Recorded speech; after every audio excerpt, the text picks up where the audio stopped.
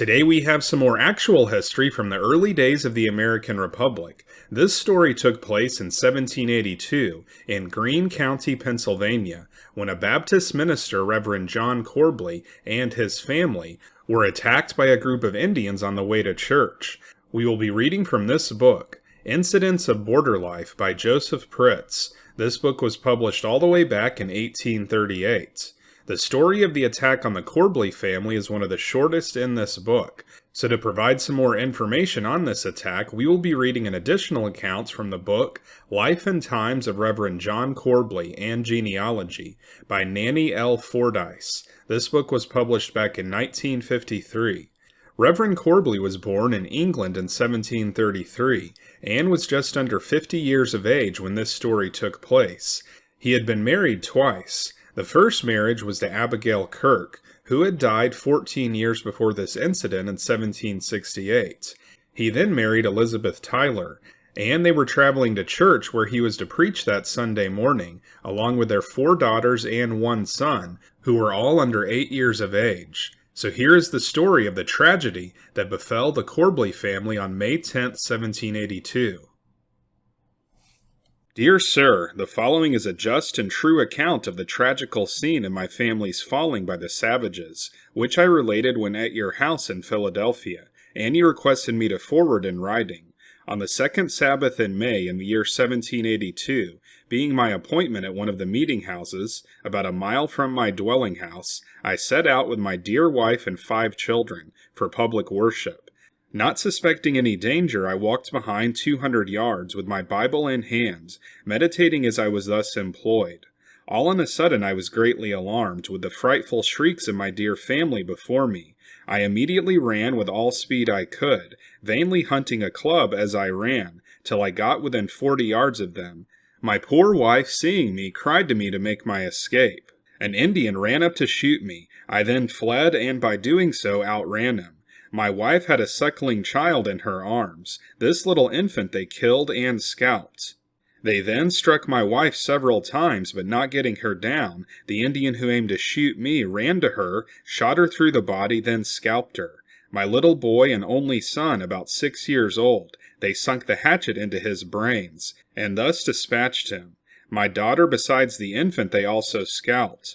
My eldest daughter, who is yet alive, was hid in a tree, about 20 yards from the place where the rest were killed, and saw the whole proceedings. She, seeing all the Indians go off, as she thought, got up and deliberately crept out from the hollow trunk, but on them espying her, ran hastily up, knocked her down, and scalped her.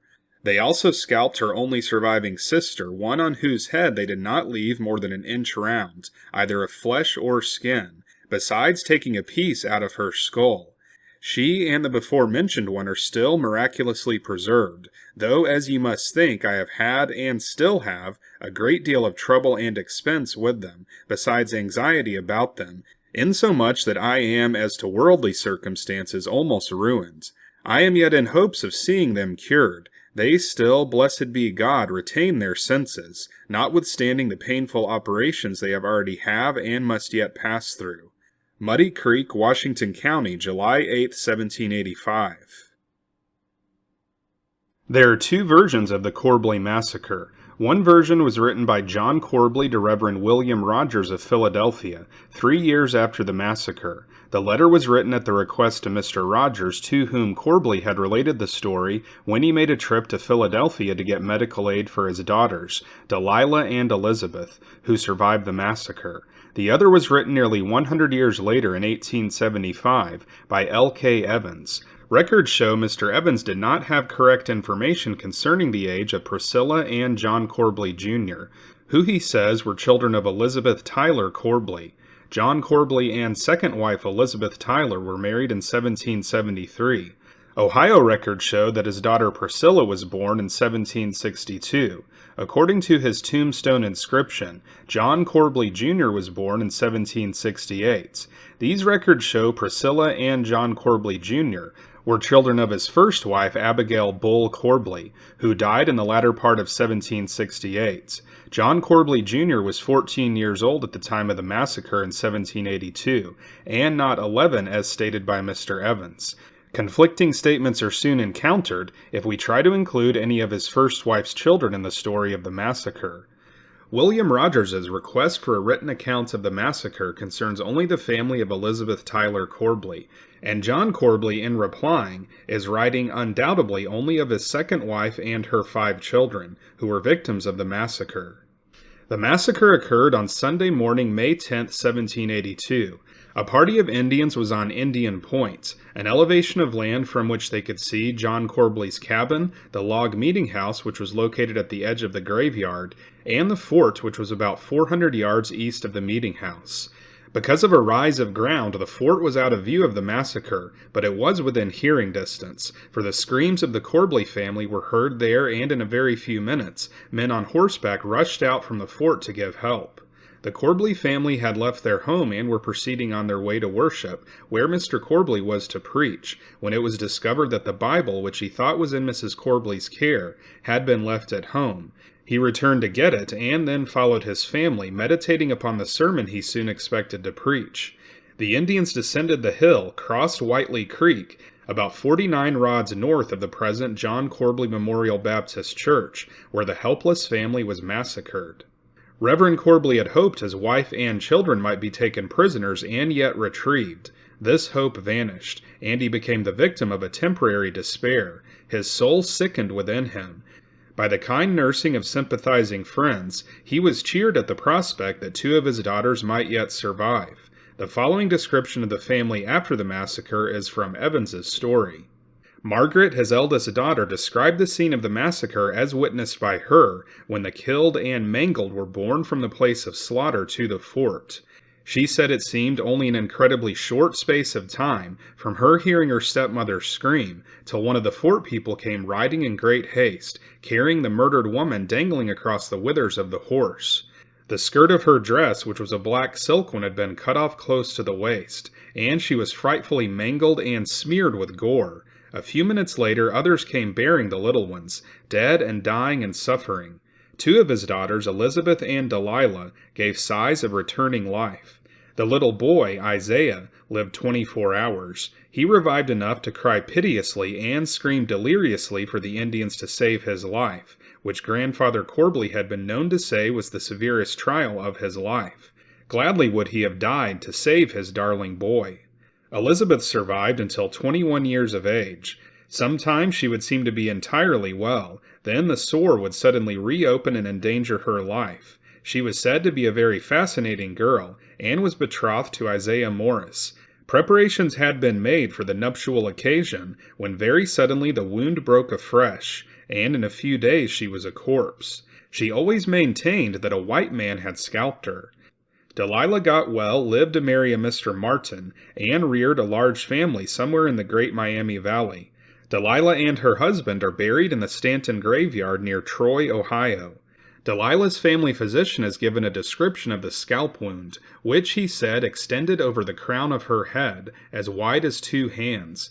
Her hair grew thriftily around the edge of the scalp surface, and she trained it to conceal the wound. At times it caused great pain. Notwithstanding the severity of her wound, she lived to the age of 64 years, 7 months, and was the mother of 8 sons and 2 daughters. Reverend Corbly does not mention the name of John Corbly, Jr., son of his first wife, in his letter to William Rogers. The traditional story of John Jr.'s escape from the Indians has been handed down from generation to generation. John Jr., accompanied by his dog, had probably preceded the family to the place of worship, and was somewhere near the scene of the massacre when his presence was observed by an Indian, who gave chase as John ran in the direction of the fort.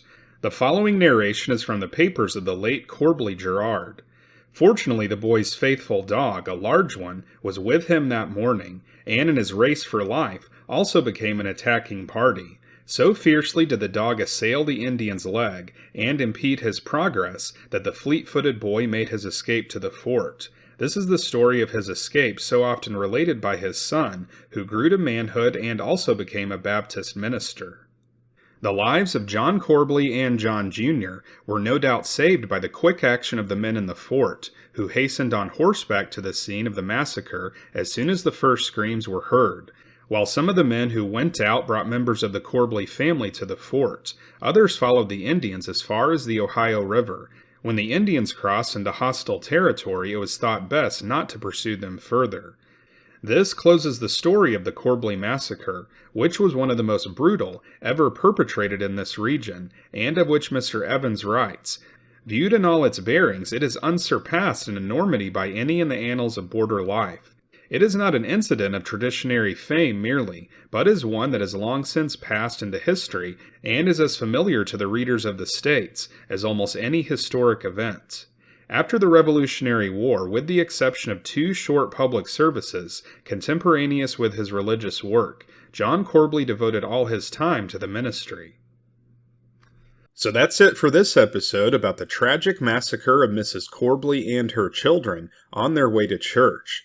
As the story mentioned, only their eldest daughter, Delilah, lived to adulthood.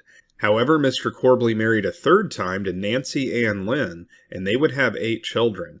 Their first child, Mary Ann Corbly, was born in 1785. The same year, Reverend Corbly wrote the accounts of the massacre to William Rogers in Philadelphia. The second account that we read told how Elizabeth Corbly always maintained that it was a white man who scalped her. It's possible that this was another case of a renegade white man like Simon Girty, who lived with the Indians and participated in their attacks on the settlements. The Find a Grave record for Priscilla Corbly states that she was the oldest of John Corbly's children, born in 1755, although the book we just read from suggests that she was born in 1762. Find a Grave also says that Priscilla was married in 1775, but this may not be true because she was presumably still living with her father in 1782, and she did not have her first child until 1785. It seems more likely that she was born in 1762 and was about 20 years old and not yet married at the time of this massacre in 1782. Reverend Corbly's last child, William Lynn Corbly, was born in 1801, 2 years before he died at the age of 70 in 1803. His Find a Grave website entry lists a total of 18 children, including the 4 that died as a result of the massacre. William Rogers, to whom Reverend Corbly wrote this account, was another Baptist minister like Reverend Corbly at the First Baptist Church in Philadelphia. In 1769, he was the very first student enrolled at Rhode Island College, which would eventually become Brown University. From 1776 to 1778, he served as brigade chaplain of Colonel Samuel Miles's Pennsylvania Rifle Regiment. He was then made brigade chaplain of the Continental Army until June of 1781.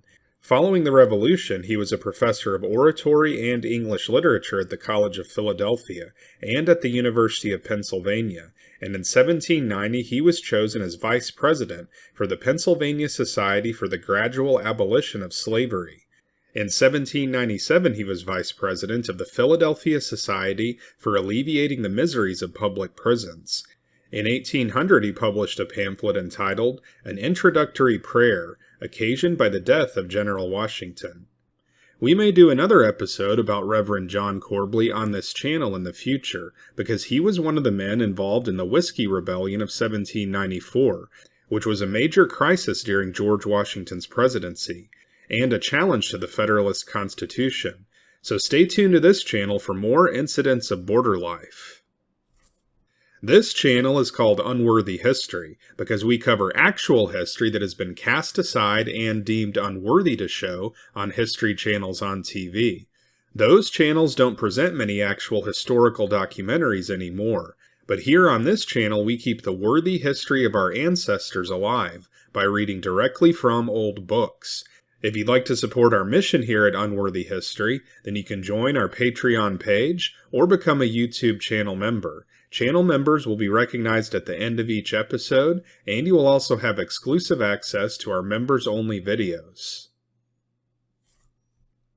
So if you want to see more episodes like this, then be sure to like and subscribe, and we'll see you next time on Unworthy History.